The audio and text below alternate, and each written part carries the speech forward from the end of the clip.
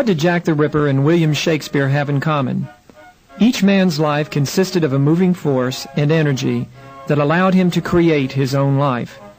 Jack the Ripper's energy took him in one direction, William Shakespeare's took him in another. This creative energy exists in each person's life and is like the flow of a river. Unblocked, it moves forward. Blocked, it turns and flows backward. This is the law of reversal. If an energy can move one way, toward creation, it can also move in the opposite direction, toward destruction. When you have psychological health, your energy moves forward smoothly and harmoniously. When this current is blocked, your energy, which has to go somewhere, switches and goes in an opposite direction. The current becomes destructive, and you start to tear down what you previously built up. When you lose your yes to life, when you become blocked in life, you become psychologically reversed. Depending on whether you are moving up or moving down in consciousness, you take on one of two opposing personalities, a Dr. Jekyll that loves and respects the world, or a Mr. Hyde that hates and is contemptuous of the world. When you're reversed, everything is turned upside down. You're in a state of perversion. You're negatively motivated. You act against your own best interests. You cut off your nose to spite your face. You throw the baby out with the bathwater. You're the one bad apple spoiling the whole barrel. When you're reversed, you become Mr. Hyde. Your mantra is waiting, hating, and hurting. Waiting, hating, and hurting. Waiting, hating, and hurting. Reversal, in its most simple form, means you feel irritable and out of sorts. You backpedal through life. Everything seems to annoy you. Mr. Hyde appears when your desire is blocked or thwarted in some way. Mr. Hyde is a reaction to your powerlessness to bring something about. When you are reversed, you lose your true desires. You say, if I can't be in a perfect relationship, I don't want to be in one. If I can't win, I'm taking my ball home. Thanks to evolution, you are programmed with a tendency to become reversed when you encounter an obstacle.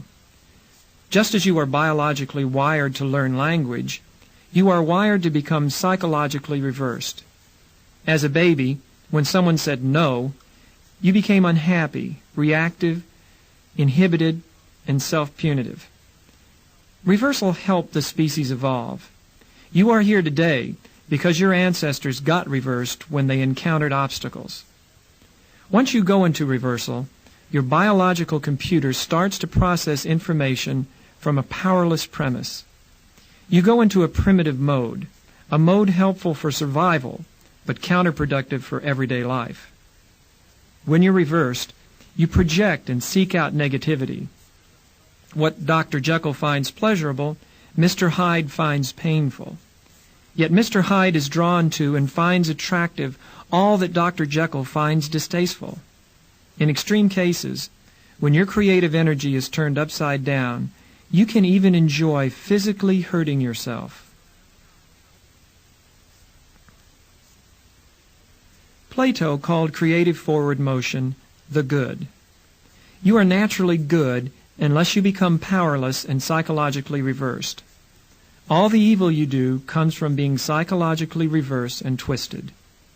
You have a dual nature.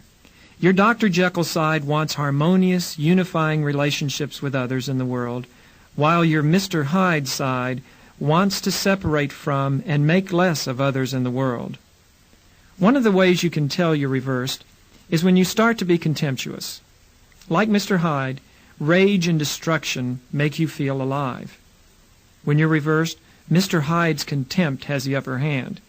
You give in to your dark side, and your shadow self emerges.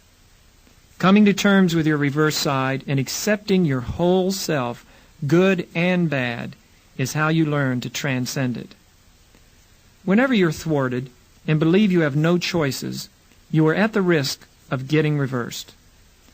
Reversal comes from loss of liberty, from perceived powerlessness. You think, I can't do what I want, or I have to do what I don't want. Criticism, rejection, frustration, and failure tip you into reversal. Thinking you're powerless, thinking I can't get what I want, is the potion that turns you from Jekyll to Hyde. Suppose you're driving down the road and come upon a large boulder in the middle of the road. If you press your nose against the boulder, you'll see no other alternatives. You'll see yourself as blocked and turn around and go back in the opposite direction. Viewing the boulder with your nose pressed against it is viewing the boulder from a lower level of consciousness. All you see is the boulder. In life, the fewer choices you see, the more likely you are to get reversed. That's why you want to look for a higher vantage point, a higher level of consciousness. You'll see over and around the boulder and be less likely to see yourself as blocked. If you are not blocked, there is no need to become reversed. You see, you can eventually get what you want because you see ways to move around or rise above the boulder. From a higher level of consciousness, you see setbacks as detours rather than as dead ends. You keep moving forward and toward your destination. There is a very good reason to avoid reversal. Once you shift gears into reverse, you feel like you can only go in that direction. Even if you want to be friendly, you can't make yourself do it. Even if you want to lose weight, you force yourself to eat fattening foods. Reversal is like a bad horror movie where the car has been possessed by a demon driver who wildly drives in reverse, smashing into anything and anyone in the way. Once you get reversed, you're backing up through life, and you're the demon driver at the wheel. When you're going forward, you move toward reality. When you get reversed, you lose your common sense and move away from reality. The more reversed you become, the more out of touch with reality you become.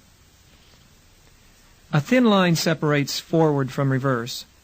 Times when you're close to the line, when you are in a low level of consciousness, it takes only a small amount of stress to throw you into reversal. At other times, when you are at a high level of consciousness, you are far above the line, and it takes a lot to get you reversed. What moves you close to the line? When your body isn't working well, when you're sick, have low blood sugar, or are in an unpleasant social situation, you become more vulnerable to reversal. Some mornings you may wake up just plain feeling lousy. You become psychologically reversed because you're blocked physically. You don't feel good.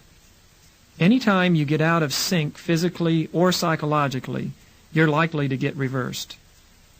Just as physical health is free circulation of all your functions, and a healthy social interaction is marked by free circulation of ideas, psychologically, you need free movement of your thoughts and feelings.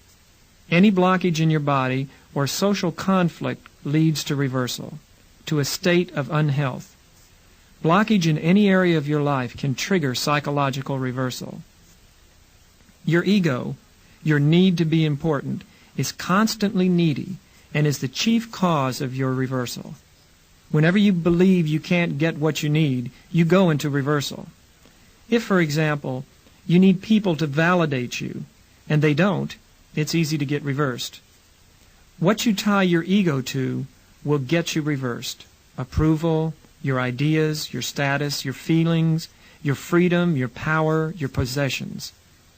In lower levels of consciousness, your ego runs the show. Here you can only count to 2. You can see only 2 options, your way or no way. If you can't have your way, you immediately get reversed and go into a self-destructive mode. When you're deep in reversal, you become an angel of darkness. You want to thwart and block others, and at the same time keep yourself in a miserable state. To keep yourself reversed, you become a picky inspector. You refuse to see anything that's right and focus on everything that's wrong. You keep yourself reversed on anything from world hunger to the trash not being